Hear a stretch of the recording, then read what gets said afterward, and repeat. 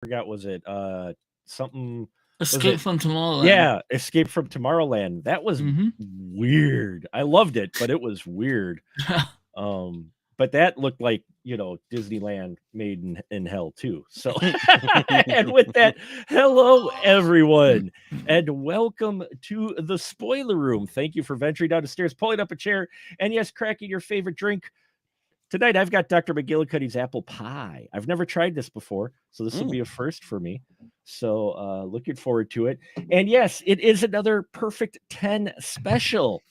Perfect 10 special. We are looking at films this year for our special series that are celebrating their 10th anniversary, just like we are here in the spoiler room. Been doing this 10 years. Oh, my Lord. And tonight, and all these movies that we look at once a month were voted on by listeners like yourself. And tonight, we are looking at the divisive, very interesting horror remake that is Evil Dead 2013. It helped spark our Evil Deaduary series this month, and it is our Perfect 10 film tonight. And with me, I have both old and recent, not in age, but in crew members here. First off, he's back with us after a long hiatus. So glad to have Stuffed Burrito Entertainment back in the house. None other than Gabe. Hello, sir. How are you Hello. doing? What? Hello. That's my thing. That's your thing? Okay. Yeah, yeah. I don't know. I don't know where it came from, but good to be here, man. Just, I feel so embarrassed. I've been saying for years, oh, I need to get back on the spoiler room. I need to get back. It took a few years, but I'm here, It's and it, thank you for having me. you bet. Everybody's got their own thing, man, and just happy to have you back in the room, even just for the occasional episode. And then there's a gentleman who keeps coming back for more. I think we're marking year 3 now since you've been a regular this month. Yeah, I think it's this month. Yeah, it is none other than my right hand man and friend Ian Simmons is with us as well. How you doing, Ian? I'm doing well. Looking forward to revisiting this movie, which I don't hate nearly as much as I did the first time I saw it 10 years ago. Oh, well, this will be an interesting conversation for Okay sure. then. So, well, in that case, Ian, why don't you give us the synopsis of the Evil Dead remake 2013? Yeah, you do your thing while I promote the crap out of this thing. um, let's see. Okay, Evil Dead 2013. Fede Alvarez remade Sam Raimi's Evil Dead without the style or the humor. And yeah, so if you've seen Evil Dead, if you've seen Evil Dead 2013, there's an addiction metaphor. Yeah. Wait, really? Should I synopsize what the Evil Dead is about? Yeah, why don't you? Yeah, why don't Okay. you? Yeah. There's a cabin in the woods, and a group of friends go there. In Alvarez's version, they're going there to help young Mia kick a drug addiction. I don't know if they say what the drug is. That she dumps this white powder down a well, so I it think might it's be heroin. heroin. Yeah, I think it's heroin because it's Yeah, too. it's very train It's spotting-ish. Yeah, yeah, it's 2013, so it'd be heroin. If it was the 80s, it'd be cocaine. Same white yeah. powder prop, just it different. But I don't think they would be having an intervention. They'd just be going there, like sharing that at the cabin, like getting all crazy, like a Friday the 13th. They'd all be using the cocaine. What are you talking about? Intervention. But no, so they stumble across this weird basement with all sorts of dead animals in it. Looked like rituals have been performed down there, and they find a book that has been wrapped in barbed wire and like thick plastic garbage bags. One of the guys, who's a school teacher, opens the book, starts reading the book, summons the evil dead, who begins possessing them one by one, swallowing souls, and it's murder and mayhem and all sorts of great ghoulish special effects. And then we've got our final guy, who's the brother of the young junkie, almost makes it to the end. This is the spoiler room. And then we've got Mia, played by lovely Jane Levy, fighting herself You might even say fighting a manifestation of her inner demons, What? kicking the addiction. And there's a reference to one of my favorite directors of all time, because at the end there is a climax that takes place in Blood Rain. And then it's over. And one of the most embarrassing, and I'd say insulting post-credit sequences I've ever seen. And it was still no fun revisiting it 13 years later. I forgot how much of a sinking feeling I had till I saw it. They do connect this back to the wider Evil Dead / Army of Darkness universe with Bruce Campbell standing in the darkness. A slight light comes up on him and he says his tagline, and then it cuts to black. Yeah. I remember when this came out and they talked about the alternative end credit sequence they would have had, which would at least been a little bit better than what we got here. Did you remember that one? No. They actually had him drive up in the car and pick her up because she's walking on the side of the road, still all bloodied in that and with one arm.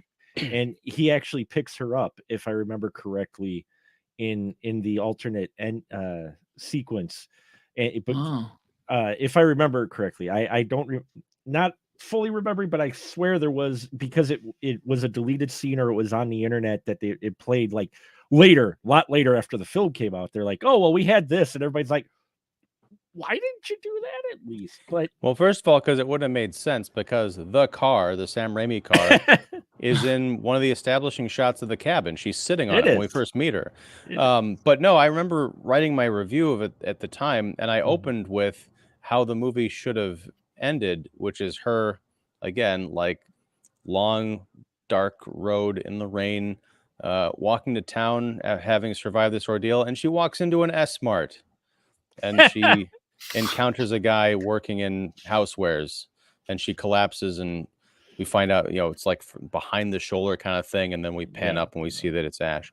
That would have been something. It wouldn't have saved anything else about the film, but this is, we've been talking a lot about the DC movies and, the new regime taking over and what's going to happen with all these sort of dead end pictures now, like Shazam and The Flash. This kind of has that feeling, because now we've got a new Evil Dead movie coming out this year. It's unclear if it's connected to the original Raimi verse or even this movie. It just seems like they keep trying to do stuff with this franchise, and I don't know if it's gonna be a thing again. I'm not sure. Gabe, what were your initial feelings with 2013 Evil Dead when you saw it? So I have to mention, allow me to gloat a little bit. I can't believe it's been 10 years. Jeez. First of all, shout out to our buddy Scott Ninzel. We love Scott Ninzel. Because of him, I was able to tag along at 2013's South by Southwest, which is why I'm wearing my shirt. Nice. And I was able to attend the world premiere of Evil Dead. The hype was real. Like, that room was just, you had to be there. So I thought maybe I ended up loving the movie because of the experience. Like, everybody was just cheering and every little scare and thrill. You felt it. You felt that, like that opening scene when that girl is about to be born. I'll wreck your soul. When it hands up to that demon face, shit, I was like, oh shit, I feel this. You could just feel it. It felt like, I don't know, in that theater, the Paramount Theater, it was real. The hype was real. Mm-hmm. So I was a little worried that maybe I was so caught up in the moment. And yes, there was a Q&A. You had the whole cast and crew, including Mr. Groovy himself, Bruce Campbell. I loved it. Mm-hmm. I loved it. I just enjoyed the experience, and I was just, even throughout the festival, I just kept thinking about it.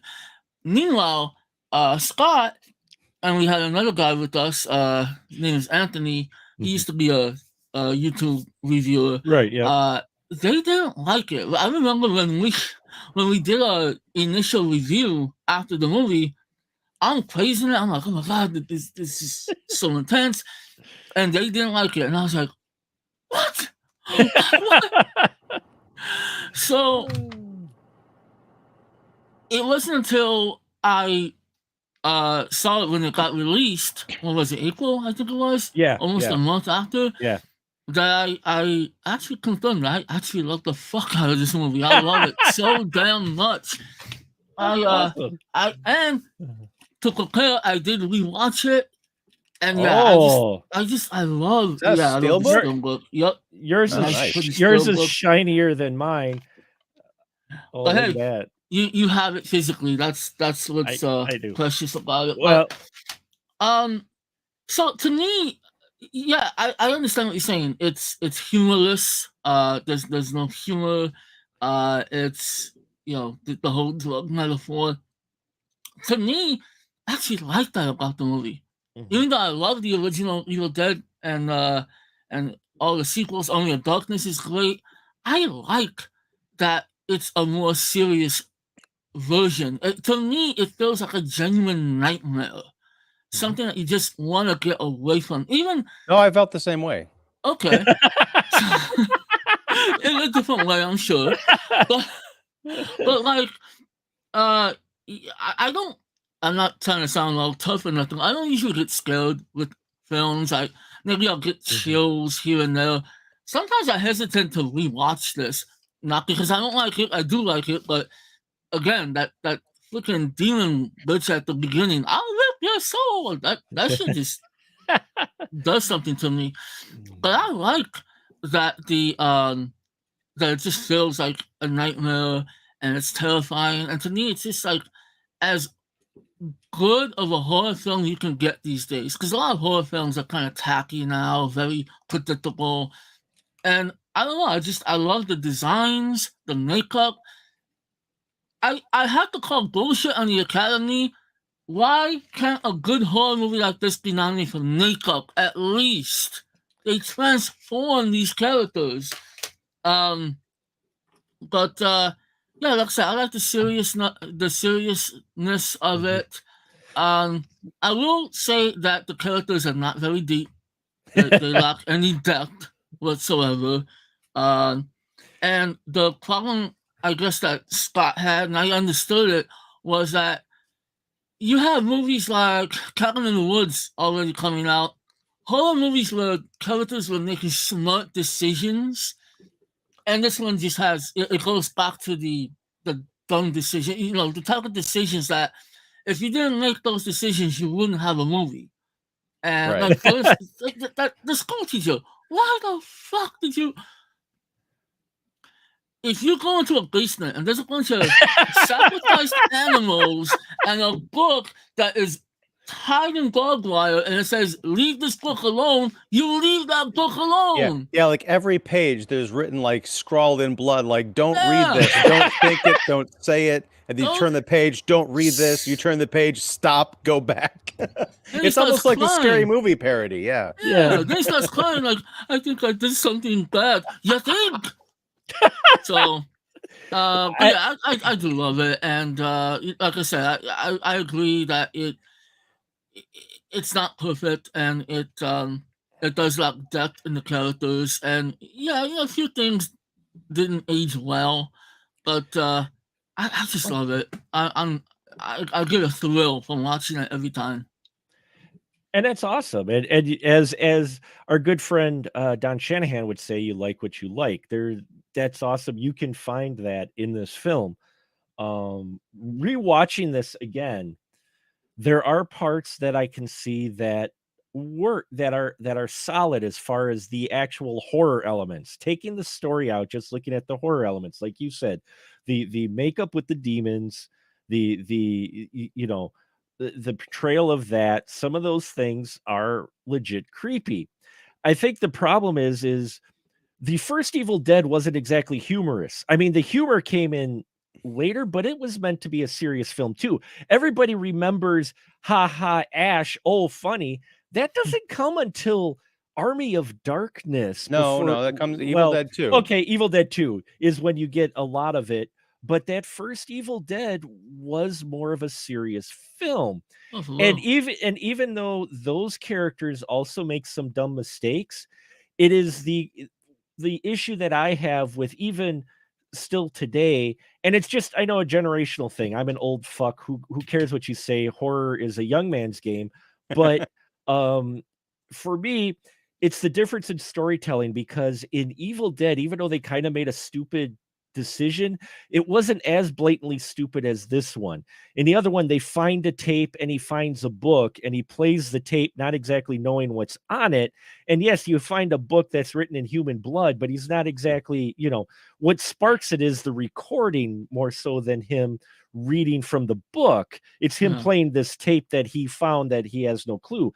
In this one, the opening of the movie gives a purpose. We actually have an identity to the Evil Dead. We have the guy makes the stupidest decision, like you said, reading from the book and then going, "Oh, I did something." Yeah, no shit, Sherlock, you did something.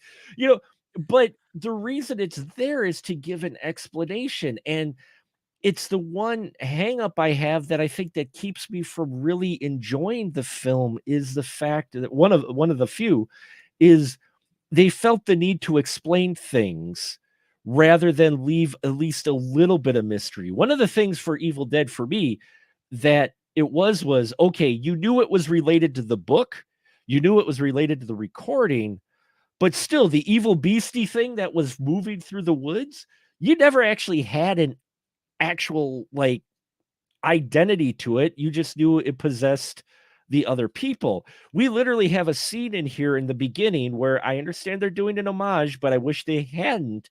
The tree rape scene, which was, done in modern times, is just not going to be as effective as the original. But before she does that, she sees herself. She's like, "Oh, the Evil Dead suddenly has a face, even if it's her own face, it still has a face, to where it was more budgetary things, but you didn't have an identity necessarily, a full identity to the evil forces going on in the first one. And the fact that you put an identity takes a little bit of the creep factor away from me, because now, okay, now we're going into this, we're identifying things in the book. These people are starting to represent it. I'm like, no, give me the weird, I don't know what it is moving through the woods, splitting logs and trees and shit, but that's freaky. Busts through the window. It's like, what is that? You don't know. You just know that it affects the people in some way, and it's some kind of evil force. And that unknown, I think, is creepier. Even the tree scene, it's not a regular straight like the original tree rape scene. We have this weird organism thing that circles her leg and goes, and it's just like, and I think that's the tough part I had for me, was they felt the need to really hold your hand in this film. Oh yeah. And that kind of turns me off a lot of times when they hold your hand, because for myself, that's not the type of horror film I enjoy. I want some, I don't need a full explanation. I mean, it's so bad that the pages of like the original pages of the book.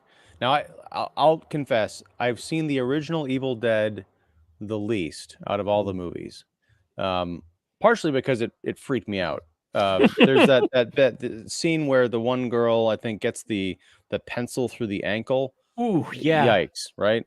It's just a nasty bit of business.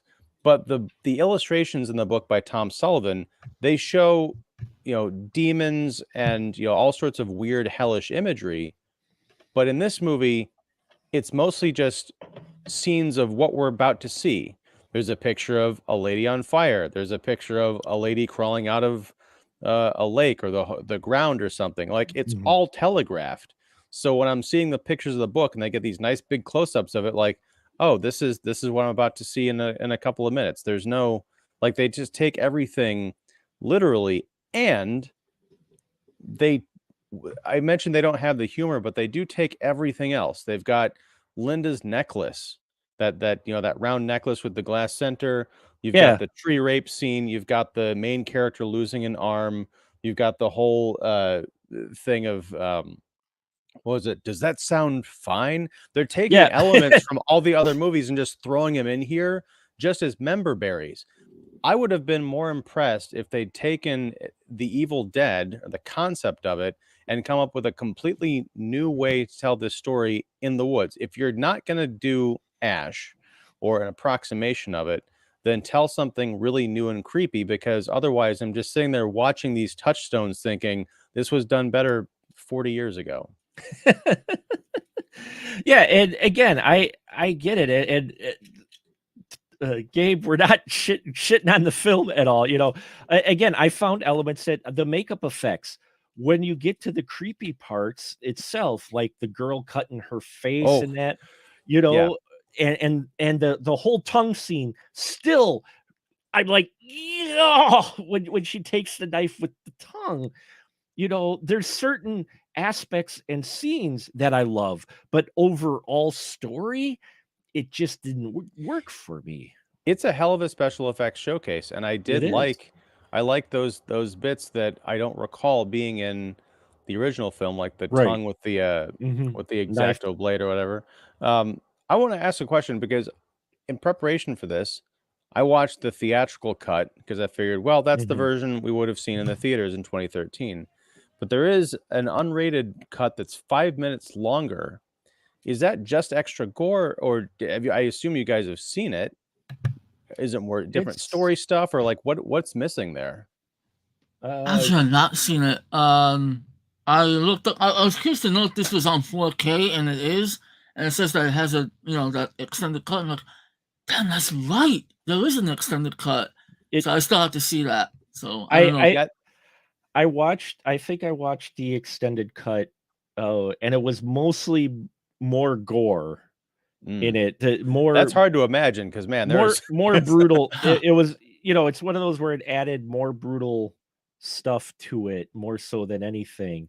You know, extra long scenes with the kills and such, and the characters. If I remember correctly, I think that's the only version I've watched since the theater, so I'm not sure what the difference is. This one has the just the original, Mm, but my friend on his Plex had the extended version on it, and it was gory. Again, makeup effects are great. Even the setting, I liked the setting they had, and the fact that they were using, you know, they modeled the original cabin and everything.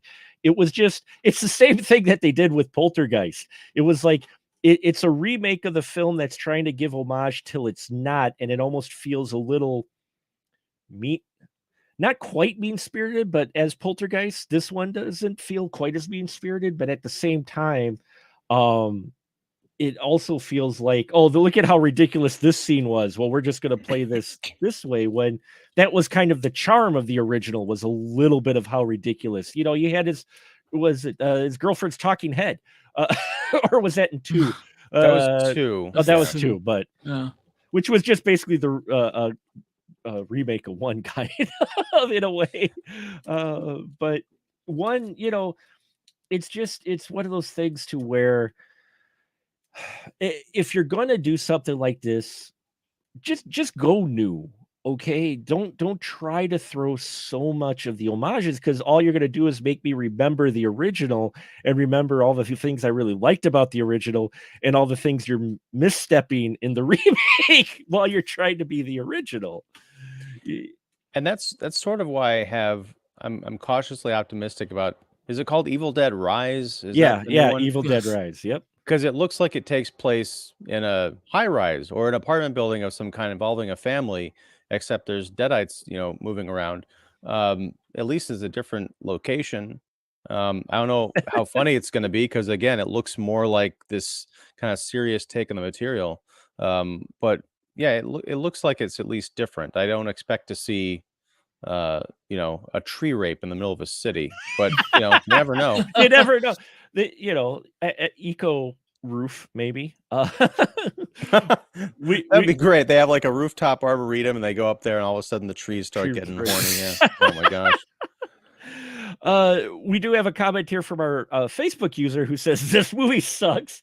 It could have been so good, but it was too afraid to be its own thing. Want the real Evil Dead remake? Watch the Swedish horror film Wither it's what this film wanted to be. Wither's really good. I liked Wither quite a bit. What is Wither? Is it when did it come out? Oh cripes now. Wither. 6 years ago, maybe longer. It was after this, but I forgot the exact date on it. I apologize, but I think it was like 5 or 6 years ago. I remember seeing some talk about it because everybody was saying this is what an Evil Dead movie should be. And I remember it. It was serious. It was gory like this one. It was far more in the vein, of that Evil Dead. But I get where the appeal is as well with what Gabe was saying because there's a lot of great horror elements in here, and I think if this would have been its own film, uh, I think it would have been more appealing to some people had they done their own thing. I mean, it wouldn't have taken much to do that. If they'd done their own thing, yeah. I mean, I think then it might have been in the same position that Wither is in, of people saying, "Wow, this is kind of a good successor to Evil Dead." If they just left the Evil Dead branding off of this, then I think people would have said, "Oh, this is a ripoff of the Evil Dead because I've got all those touchstones in it, right?" There's that, yeah. And actually, Wither came out a year before this film. Oh, So it came out in 2012. Check it out. And that comment about the movie, that is none other than Mr. Derek Carey. So glad you could tune in, sir. I know your feelings of it. If I remember, I hope Derek doesn't mind me telling this. And if he does, he can yell at me later. But if I remember correctly, he was in the movie theater, and when it was completely done, I think he said something to the effect of "fuck this movie." Or something along that lines. But Derek wouldn't say something like that. No. Yeah. But Gabe, for this film, you said it wasn't just the experience that you enjoyed about it, but just the horror elements of it. Overall, what about the story? Do you enjoy the story? I'm trying to deconstruct this because I'm on the middle of the fence. I'm not quite on full Ian, but not quite full stuffed burrito either. Okay. Look, you guys make great points, and I know that it's divisive. There's people who, and normally I would take a remake like this and rip it to shreds. I'd be like, let's look the other one. I'll just watch the other one. For some reason, though, I just don't feel that way about it. Like, yes, no, it is similar. There's just something about it that I guess it's like I always think about, why do we watch violent movies? Why do we watch gore? Was there something wrong with us? No, there's just this primal need to see shit just get bloody. And this movie gives me that. The story, I mean, no, the story's weak. The story's weak, like, I don't even think I even necessarily cared about Maya. Is it Maya or Nia? Mia. Nia. I don't think I even care about her drug addiction, and that's usually something I sympathize with, but I don't think I even gave a shit. I was waiting for the horror to start. And no disrespect to the actor that plays her brother, Shiloh Fernandez. Yeah. He's a nice guy too. I should mention real quick that the day afterwards, me and Scott were able to go to a roundtable Q&A interview session. So I did meet the cast, and I did in fact meet Mr. Bruce Campbell. He is everything you expect him to be. He is. Yeah.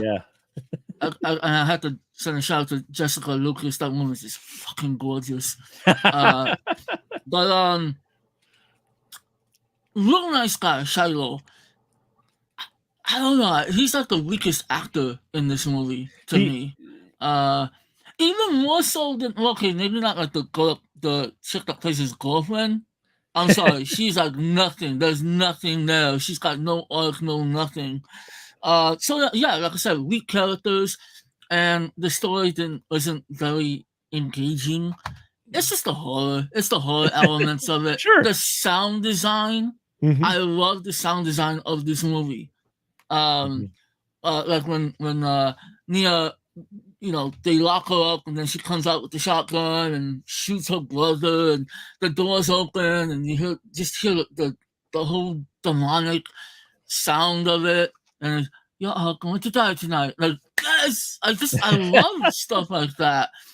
And also remember asking Bruce Campbell, what is it about this? Because he was involved with the sound. Right. And I asked him, what is it about sound that made you want to get involved in that department? And he says sound is very important, especially to a horror movie, to put you in that atmosphere. To me, that movie did that. The sound design, the imagery, I got caught up in it. Maybe I'm a bit blind to its flaws, but No. I just love the experience. But yeah, no, I will admit the story's weak, the characters are weak, and it does lack its own identity. So I can definitely agree with that. But again, you enjoy what you enjoy. It clicks with you. There's there's definitely some movies that Ian does not like that I thoroughly enjoy, and the other way around as well. Freddy Finger, and he and how dare you? No, you like what you like, but Gabe gets it. No. As Tracy the Truth put it, thanks for tuning in. A bit of escapism for her. It is escapism for many. And like I said, it could be partly a generational thing. It could just be what you're looking for in a film, or how attached you are to the original material. For me, like Vitriol, like you want to see Mark go off, and it's not even Batman Forever. It's the remake of Psycho. If you want to get Mark the movie man, like I try to be positive about a lot of things, but if you want to get me on a rant, there's that movie for me is a trigger just in so many ways. But there's people that I know who really enjoy it, and mad props to them to be able to get something out of that. For me, it just didn't click. And this one, I think, again, what we mentioned before, the familiar beats were just too familiar to me. But then you change it up, like you mentioned.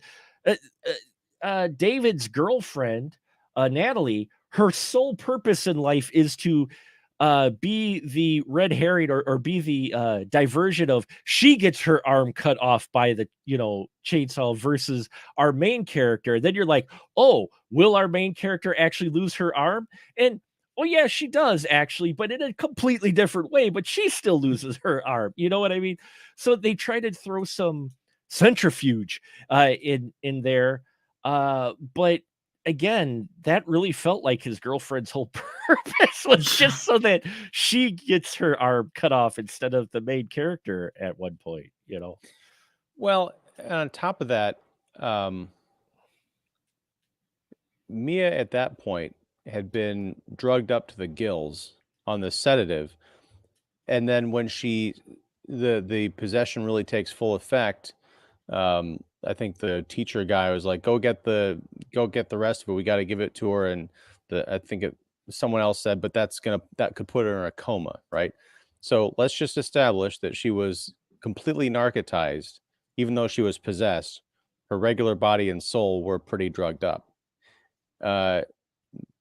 Probably an hour, maybe two later, is when, like, after the house explodes and she's wrestling around in the blood rain with her demon self, and she has to rip off her own arm in order to survive from under the truck. She's no longer possessed at that point. And adrenaline might get you so far, but it's not going to get you through a medical coma and the trauma of having to rip off your own arm. There's no way she's standing at the end of that movie. At least have her cut off her own arm, but having her pull her own arm off, I mean, that I forgot about that. In all honesty, I completely forgot about that part of the film until it happened, and I'm like, oh yeah, that's right. I always look at horror movies or even action movies, and when a character goes through some strenuous, I don't know, it's just unbearable pain. At that point, I'd be like, just fucking kill me. I don't want to remember this. I don't want to remember tearing my own arm from a fucking truck. Just kill me. Go ahead. Well, but I mean, that's the thing, is like this this movie skirts around the edges at a bunch of different opportunities because it sets up that on some level this is about a young girl dealing with the demons of addiction, right? Right. Yeah. Play into that. I kept thinking while I was watching this that I think the best version that I've seen is from A Nightmare on Elm Street 3 Dream Warriors with the character of Taryn. Mhm. She's been struggling with heroin addiction for most of her teenage life. At the end, she finally gets up the courage to go into this dream world with her friends and fight Freddy and everything, and she gives a good fight. But at the end, she shows one little moment of weakness, which gives him just the in to kill her. And you can see in the moment that she's dying and that vein is running up her neck and she's screaming just that defeat. And it's a sad moment in a really cool special effect that I think they could have used more of here. Have the demon toy with Mia, have it manifest the addiction somehow. And that whole idea of giving in, just kill me. I don't want to, I want to escape this, because that's what she was doing with the drug. She was trying to escape her messed up life. Is just a missed opportunity. The one bit of cleverness that I'm going to give this movie, and I didn't even realize until Amazon Trivia, because I rented this, popped it up in the very beginning of the movie. I don't know if you guys have picked up on this. The first letter of the 5 main characters of this movie, let me see. It is David, Eric, Mia, Olivia, Natalie. Spells demon. Ooh. Yes. Wow. That's catchy. I didn't catch that. But now that you mentioned it, it's like, duh, of course. And yes, Derek, I'm seeing your comment down there about Ash cutting off his hand with little to no consequence. Help me out with this, because again, Evil Dead 1 is the one that I've seen the least out of this. Did he cut off his hand in that movie, or was that the second one? Okay, because 2, and that's the big difference, and that's also why I think they went the wrong direction with this. You can have Mia ripping off her own arm and still standing off against the force of darkness if this is an Evil Dead 2 style movie. But no, they're going for the more grounded, gritty realism, I'll call it, the darkness of the Evil Dead. So Ash in the second movie is a complete cartoon character. Yeah. The whole thing of him, soldering a chainsaw to his arm and then screaming, "Let's go," and groovy and all that stuff, and then flying off into the time portal, that can happen in that universe. That doesn't happen in the world of Evil Dead 1 or, in this film. Yeah. I mean, it's kind of the tone.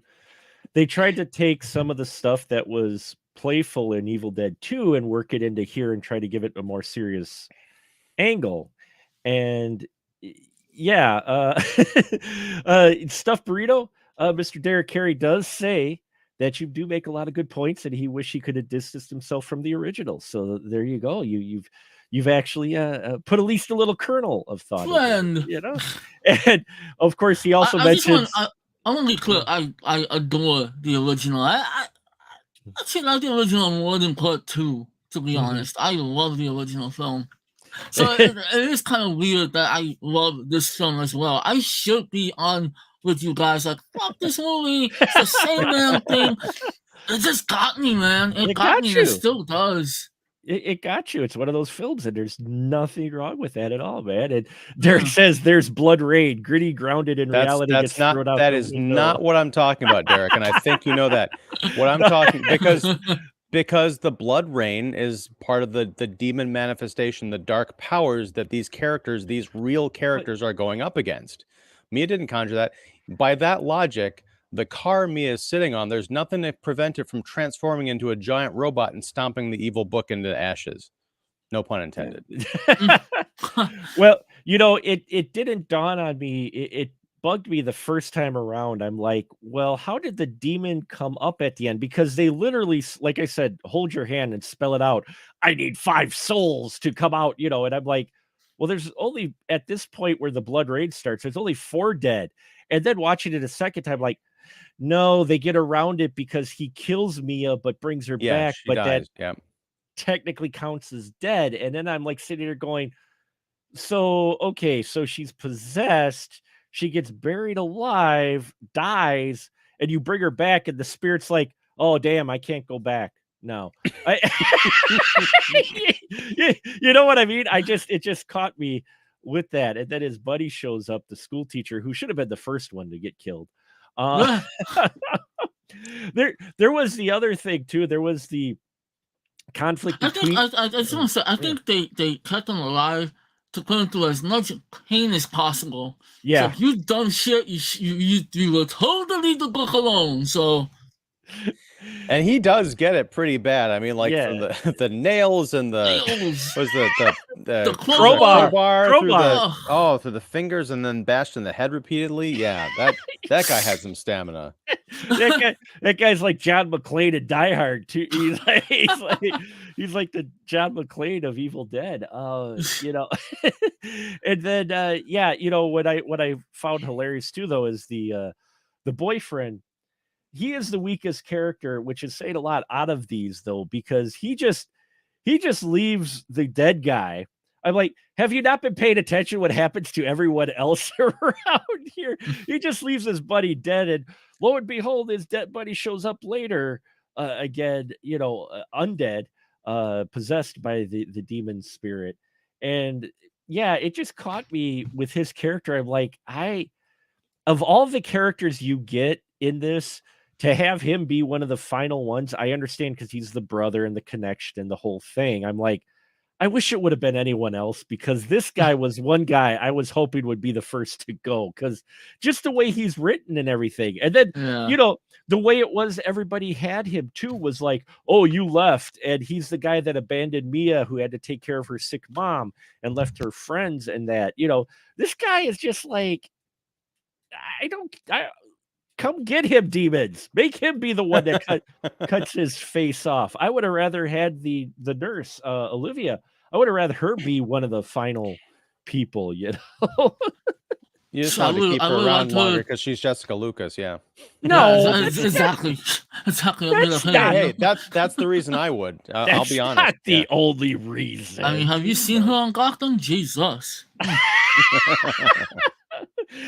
Derek also dropped in and said, once the demons get introduced, and I can't believe I'm defending this movie, logic is gone. That's the fun world of Evil Dead. You are in an alternate reality where the mind is bended, and that's how I've always taken it.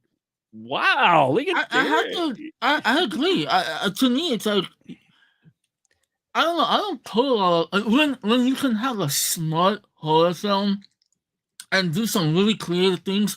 Kudos, I love it. But I don't know. I look at horror, no offense, in a more basic way. Like I don't necessarily need logic or realism. And I know what you're saying, and they try to be a lot more realistic with this one. But I feel like it's just to me a fair blend of a little bit of logic, a little bit of realism, but really just got shit craziness as well. So. Yeah, and I like. Oh, go ahead, Ian. Well, I was just going to say, I mean, I understand that, but when I'm watching, especially a horror movie, I like to think that the people who are making it aren't treating the content as completely disposable. Because it's like, well, if it's just a crazy world, nothing matters. That's going to transfer to the audience, at least on a subconscious level. So I'm like, all right, I'm just checked out because I know that this guy, she can just rip her arm off and just be totally okay. Whereas in a smarter film, she would have her arm ripped off and, I don't know, pass out and someone else has to save her, or maybe they don't even rip off the arm because, as Mark had mentioned, they've already done that gag somewhere else in the movie. So, yeah. And I also don't buy that, you know, once the demons get introduced, you're in the crazy world of the Evil Dead. Show me that. Right? That works in the logic of Evil Dead 2 and Army of Darkness, where they are set up as just cartoons. But when you're trying to do a horror movie that speaks to the fears of everyday people, right? You have to have some kind of rules or table stakes. Otherwise, it's just, well, you know, this is not anything I'm scared of because it's not realistic to anything that I would be afraid of. If I were to encounter a demon or wander into the world of the Evil Dead, I'm pretty sure I'd shit myself and fall apart. I'm not going to be, you know, running around with my arms chopped off, screaming, ah, and like, you know, walking away up the road. It's just not, it doesn't matter anymore. I will say this though, Ian, with her on caught under the truck. Watching it recently, I was kind of thinking, the ground is soggy, and it's very. You could just dig a little bit. Maybe if you dig, you wouldn't have to lose your limb. Just dig just a little bit. So. Well, especially, and it was one of the cooler shots at the end of the film when the Mia demon does get sucked down into the ground. Yeah.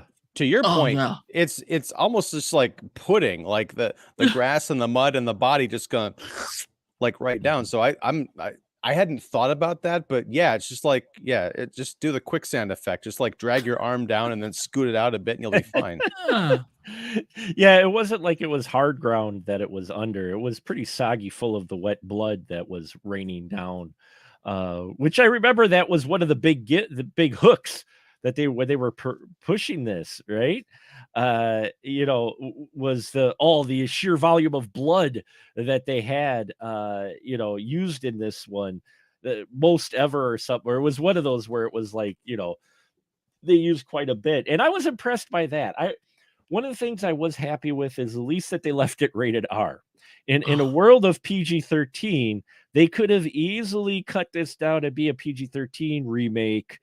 And granted, you're like Evil Dead PG-13, but they could have, but they didn't. And they take advantage of that rated R with the blood and the brutality and such that you get in this film, as far as what these people go through and being able to show it. And they do it in a kind of a gritty way, more so than in Evil Dead 2, as we do the comparisons to where, it was definitely a cartoon when it goes bad and he cuts it. Beautiful. Don't get me wrong. Highly entertaining, but at the same time, definitely a different tone.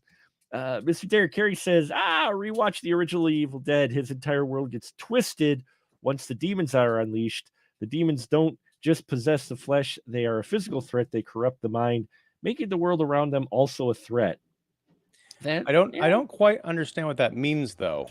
Like, corrupting the mind, I understand, twisting people's perception of reality, but that doesn't necessarily alter their abilities, giving them superhuman powers in order to fight these demons.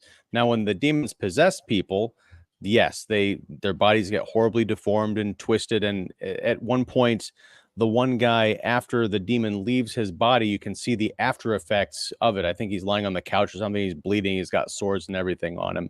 That makes sense because he no longer has the powers that were afforded him by this thing. But you don't have Ash, except in the second one and in Army of Darkness and all that, manifesting these superhuman, super healing, able to withstand incredible, like weird cartoonish physical pain, like his chin being distorted when it gets sucked down into that wind well or whatever, and he literally turns his head like Roadrunner style to get back. Yeah, it's great stuff, but you don't have that in the original Evil Dead or in this remake because they're not cartoons. They are, as much as the weird circumstances these real characters are going up against, it is based in reality, or it's supposed to be. It's supposed to be a little bit more based in reality, absolutely, where the demons, it almost felt like they were trying to give it more of the tone of The Exorcist as far as the demonic possession of sorts. And they were going for that part. And again, for me, and I think I'm with Derek on this, it was trying to separate it. And just as I started rewatching it, I realized just as I'm starting to get into the new version, just as I'm like, yeah, okay, we're going with it. They do something that reminds me of the original. And then I'm just like, oh, I want, that's where I wish this, okay, you want to do Evil Dead, that's fine. You want to put the Evil Dead title on it, have a few maybe send-ups, but they have so many of the send-ups in the film that it's really tough for those who watched it from the start when it came out, to kind of separate it, and you're doing that callback, at least again. And I mentioned before that it was kind of mean-spirited. I shouldn't say mean-spirited as in it's trying to do more serious, because it's like, oh, this was goofy, but we're going to do the cutting arm off more serious this time, but we're still going to do it.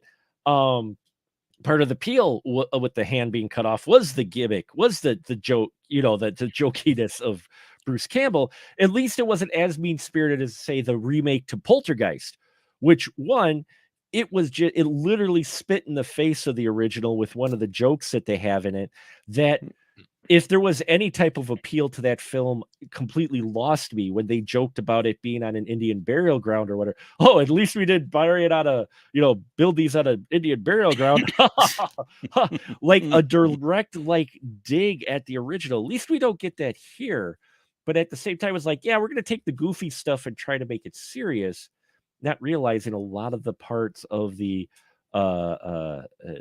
what made those parts memorable was the goofiness. Yeah. I think if you played off the hand being cut off by Ash being more serious, it's not nearly as memorable No. as, if you don't have Bruce Campbell doing the wonderful Stooges self-mutilation because his hand's possessed in the kitchen, smashing plates and stuff against his head.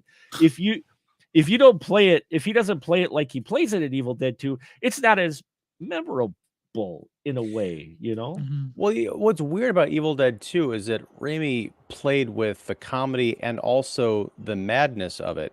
Right. Because when his hand first gets possessed, he's like wrestling with it on the ground, and he's like, "You bastards, give me back my hand!" And he's like crying about it, and then he starts screaming, and the camera like pans out, like outside, out through the roof of the cabin, and it's kind of chilling. It's not played for laughs; it's played for like this Yeah. guy is going around the bend because he's facing things that should not exist. Yeah, that's true the way they handle it. But I mean, still, you also have though the goofiness of him smashing plates and such But that around but that it, that comes later. I mean, they That's play true, into it, yeah. but it's Yeah. like there are genuine horror moments peppered throughout Evil Dead 2 Right. that people kind of forget about because it's mostly a horror comedy, but they Mhm. don't forsake the horror part just to make it, a wacky comedy. And That's very true. it's hilarious. In our comments, we have one person, Talax, who I'm happy to tune in. Thank you very My much. Says, buddy.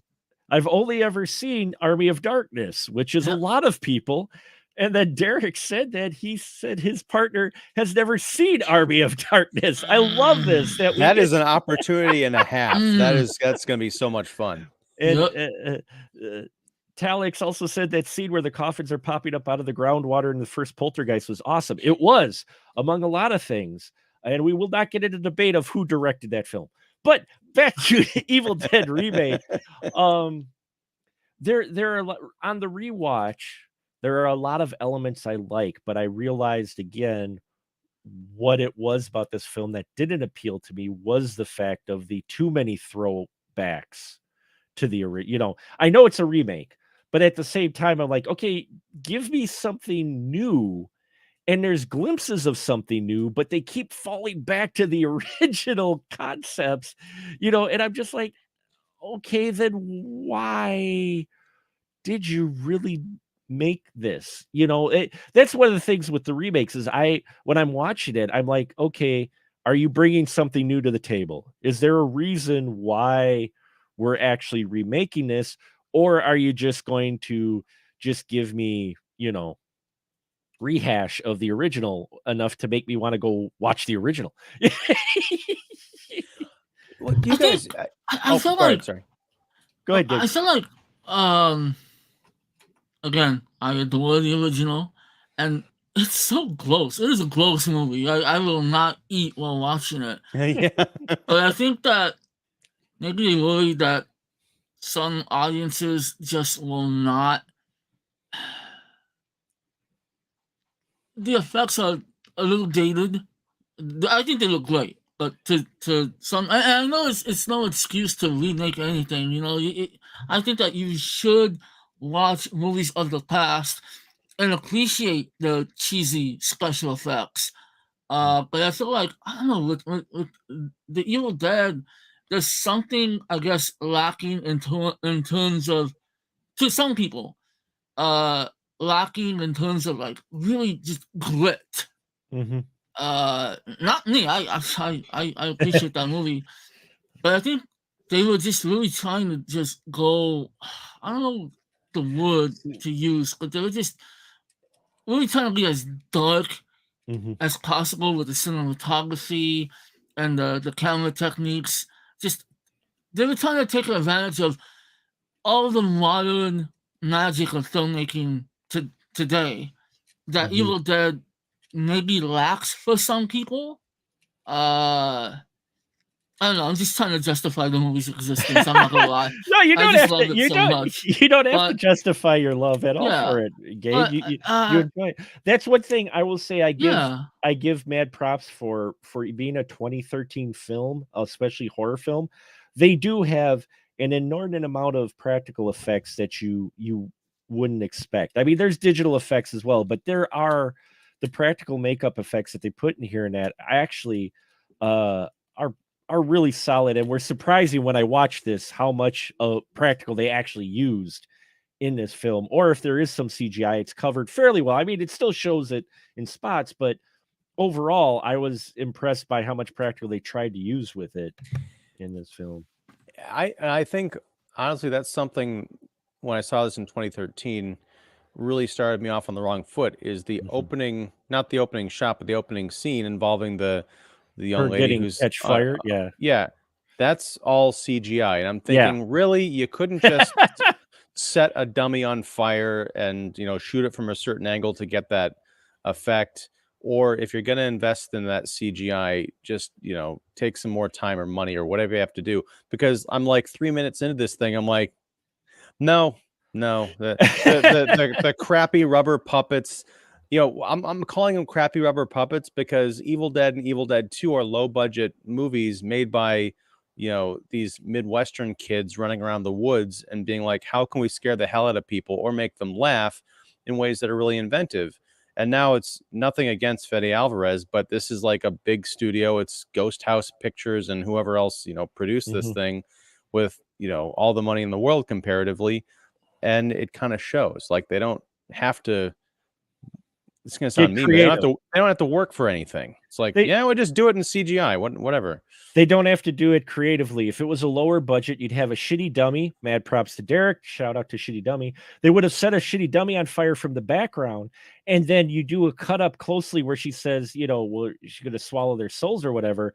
You literally have the actress with the makeup and put a fire between the actress and the camera, so it looks like flames are coming up on her, and then you take a lower budget approach on that. And it's still effective. It's still very effective. They use that for, they did that forever for, alternate camera angles and that, setting a dummy on fire, then putting fire up close in between the performers and making it look at least, okay, they're on fire.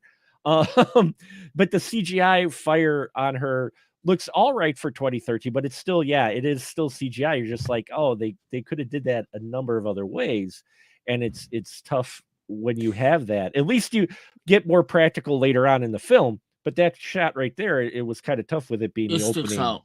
Yeah, it does stick out. I will admit that rewatching it, I'm like, yeah, it was kind of shitty right there. Well, especially because they do, as you guys pointed out, so much better practical effects and really, I still like the knife splitting the tongue thing is about as ooky as the pencil in the ankle from the original, right? They mentioned that there's a number of ways to dispose of a deadite in this movie, and one of them is dismemberment.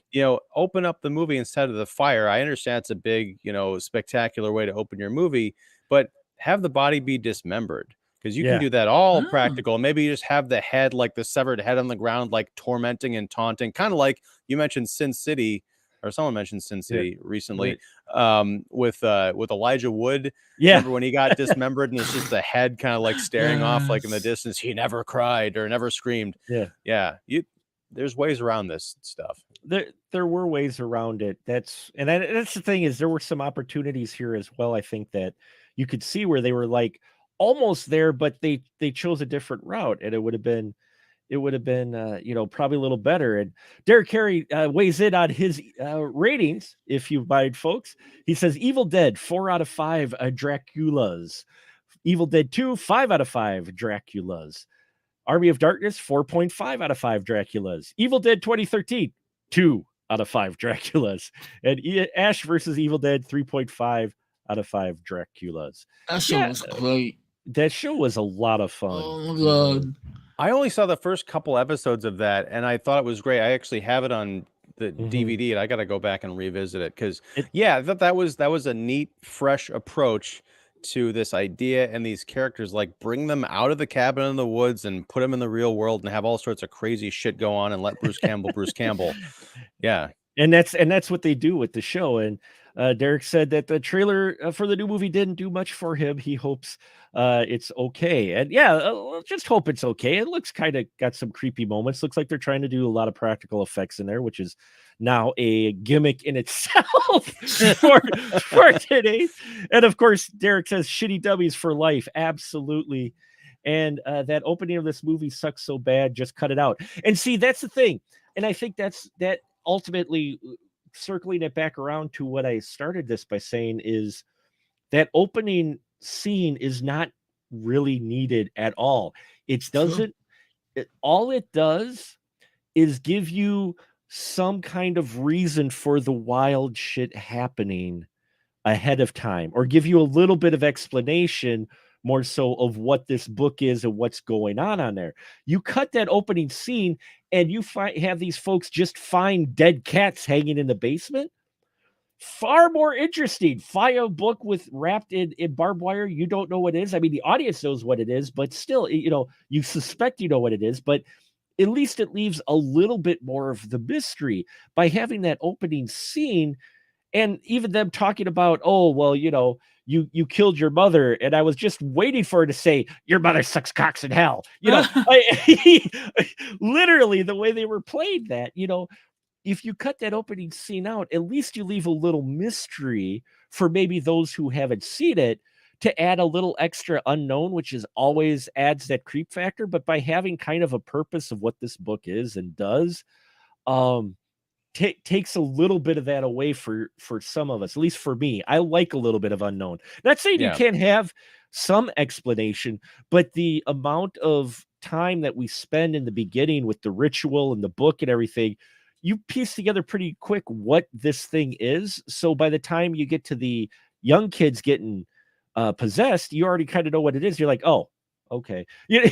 Versus a bit of unknown to where you're like, oh, why is this, have them discover it, a little bit later than giving us basically a presentation of what is, you're in store for. Surprise me a little bit more with it. Or a lot more. But no, I say, so Mark said, surprise me a little bit or a little more. And I said, or surprise me a lot more. That's always the option, right? Yeah. Go crazy. The opening scene, you actually, like, from a story standpoint, it would have been much cooler, like you said, if it built up with the mystery. So you're right, it does take something away, but I'll tell you why it was in there. If you could have been there at that Paramount Theater, people lost their minds. Like, I'm telling you, when she's like, you fuck, and everybody's like, yeah, and the fire is like, woo, and he shoots her head off with the shotgun, people freaking stood up like, whoa, and then it shows Evil Dead. That theater lost it. The people in that theater, myself included, lost their minds. It got everybody. I think it's just a modern audience thing, like, I mean, Mark, you and I, we're not that far off in age, but I can kind of see the perspective of, like, the modern audience. I put on my old school, don't get me wrong, but I think it was just there for the hype, and it worked in that theater. I'm telling you. Oh no, it goes along with what sells. In all honesty, it gave me. I looked at movies a completely different way when one of the indie film friends of ours, I forgot who mentioned it offhand, told me about why when you watch a lot of indie horror films, they might start off fantastic within the first 5 to 15 minutes of the film, and then it kind of dies down till the end. And the reason is distribution and selling your movie. They said a lot of distributors will only watch the first 10 or 15 minutes of a movie because they've got so many. whether or not they're going to buy the film or distribute the film. So if you start off with a solid opening like that, you're going to sell your film, even if the rest of it kind of fades off. And I looked at that in a completely and suddenly I will see films in a whole different perspective. And even though this is a bigger budgeted film, in the same way, I could see them. I could even see them shooting this opening scene as a spec trailer or a spec concept. Like, hey, we want to remake, the Evil Dead. They had a few schmeckles, so they put together this opening that really doesn't have anything to do with the rest of the story, but they made this and they sell it to the producers, and the producers like, all right, we're in, and then, and so maybe that's why they had it, but I get it for sure. Can we talk about, I know we're going a little long, but can we talk about the music for the moment?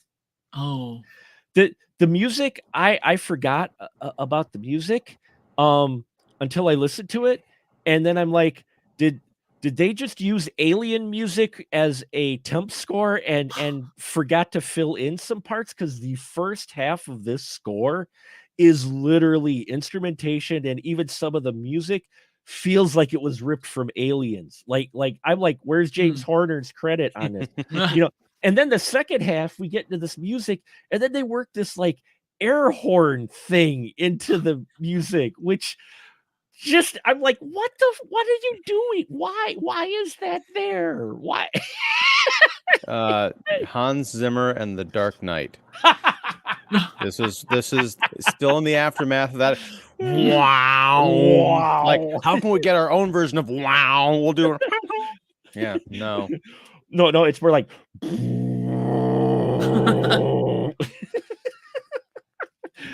but the music, the score, it's not memorable to me, to be honest. So no, I'll give you that.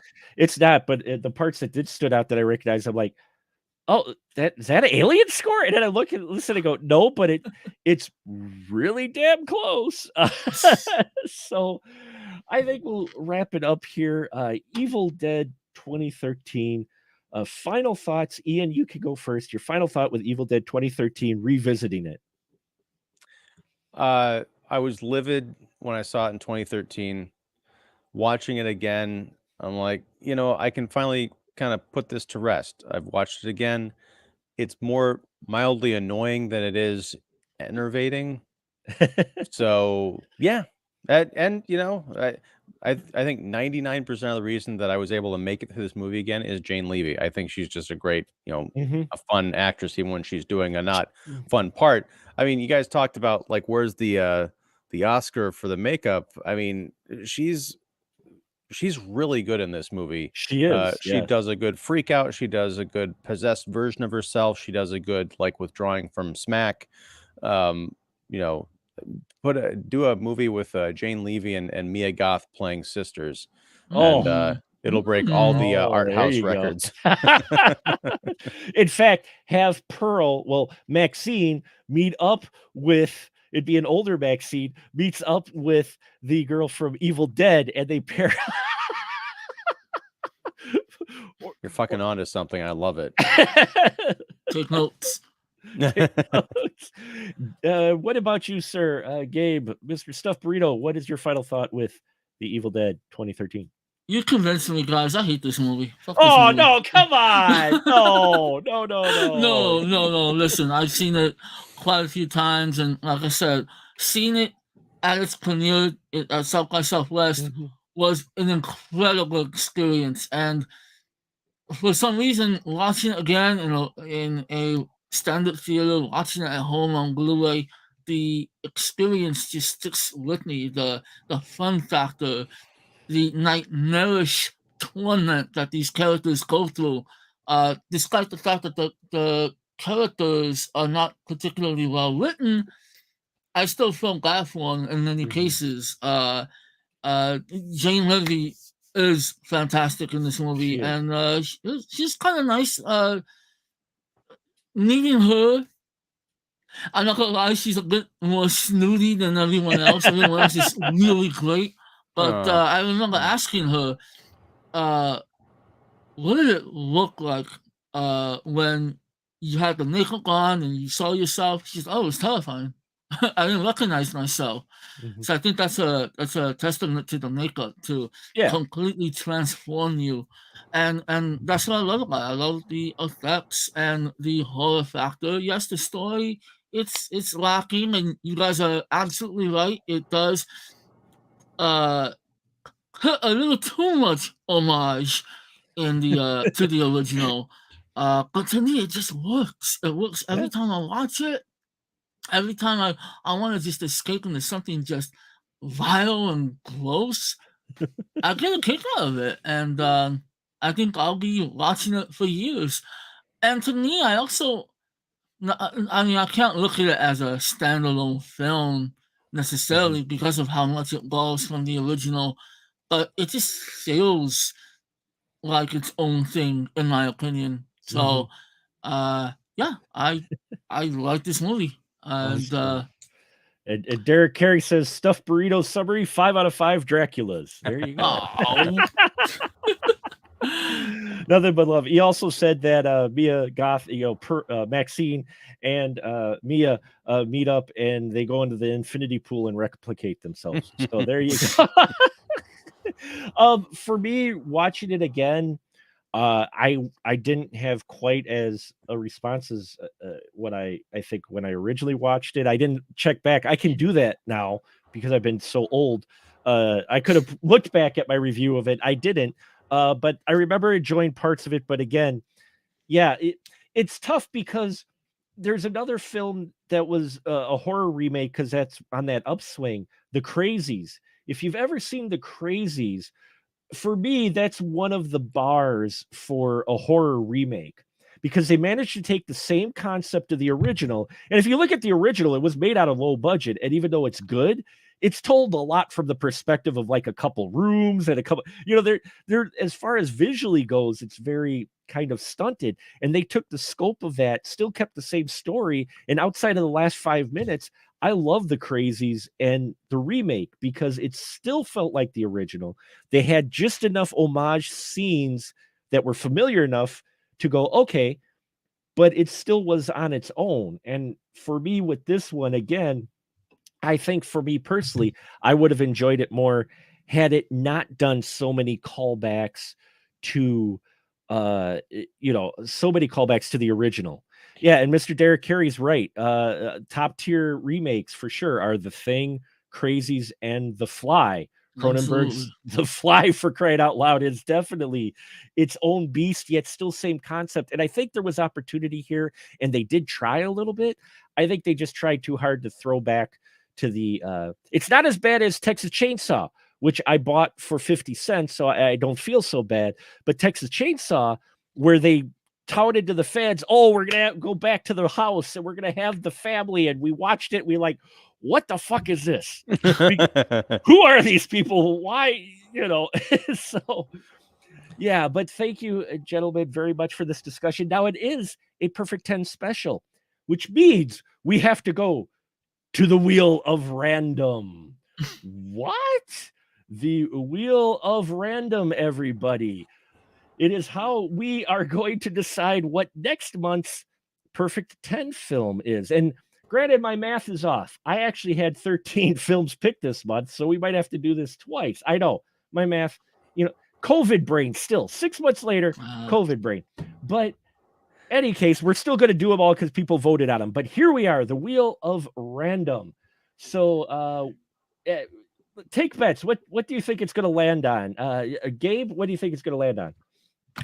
I need my glasses. I can't see. Oh, I'll read them off. I'll read them off. We got Machete Kills, Upstream Color, Green Inferno, Only Lovers Left Alive, Carrie remake, Hansel and Gretel Witch Hunters, Wolf of Wall Street, Under the Skin, Only God Forgives, Stoker, and Oculus. Which one do you think it'll land on?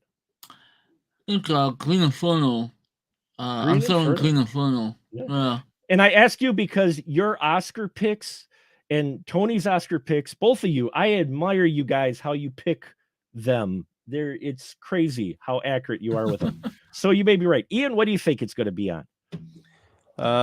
Under the Skin, just because I want to see that movie again. All right. Spin, spin, spin. Let's see what it lands on. And we're almost. It was almost Green Inferno. Oh, Next month, we are doing Upstream Color, Oh folks. boy. I have not seen this film. I remember the YouTube review-averse going a bit nuts over Upstream Color. So I am interested to see it because it'll be a first time watch for me. So, but there you have it, folks. Our perfect 10 film for next month in March will be Upstream Color, but that color will not be green. I guarantee. So anyway, so there you have it. Thank you so much for tuning in, all our wonderful live viewers. Derek, Mr. Derek Carey, as always, check out his podcast and Patreon. He's got great stuff there. Astro Radio Z, folks, phenomenal, especially his worst movies ever podcast, where he goes off on yes, there was a Birdemic 3. Take that as you will. Jonathan Lopez, Italics, we've got all kinds of people here. Tracy the Truth, thank you all. And I may have missed you. I apologize, but for tuning in. And now this is always where I give the hashtag license to shill to my friends out there. So Gabe, you it's been a while, so you go first, sir. License to shill. The floor is yours. Whatever you want to shill, sir. Okay, so I do my thing on Twitch, twitch.tv/stuffburritoent. And you can also get at me on Twitter, stuffburritoe. I would love to interact with everybody. I love talking about movies. You can get all my links from those two sections, and just anything with entertainment, anything to do with entertainment, I am down to talk about.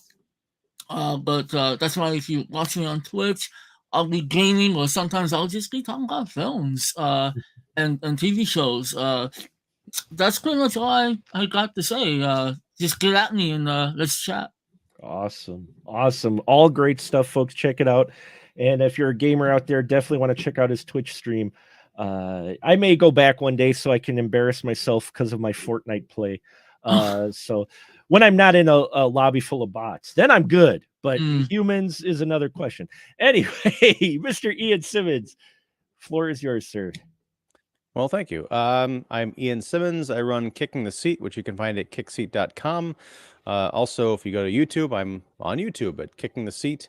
And do movie reviews and interviews and roundtables and all sorts of fun stuff. So we're coming into the end of February, so I feel like I've finally shaken off the end of the year doldrums and I'm getting into high gear. So a lot of fun stuff over there. And of course, I'm here every Tuesday talking about crazy movies with Mark. So yeah, thank you.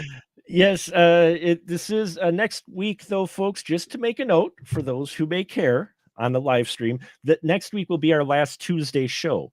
After next week, we were moving to Mondays in March because I'm old. I have to get up at 3 a.m. on Wednesdays for work, and so we're moving to Mondays, same time, same bat channel, same time, but we will be moving to Mondays so I can at least get a little sleep. But like and subscribe and all that here on the YouTube. We are broadcasting on Twitch. I will try to get back to gaming possibly on there sometime, but I thank everyone for tuning in. Thank you to all our listeners. We have a Patreon if you care as well. Special Mark Productions, just search for it there. And and until next time, folks. Oh, but we have next week's film, just to tease you, is Return of the Evil Dead, but it's not the type of movie you think it might be, because that's the alternate title to what it really was released as. So until then, folks, we'll just say a good night, everyone. Good night. Good night. Yeah.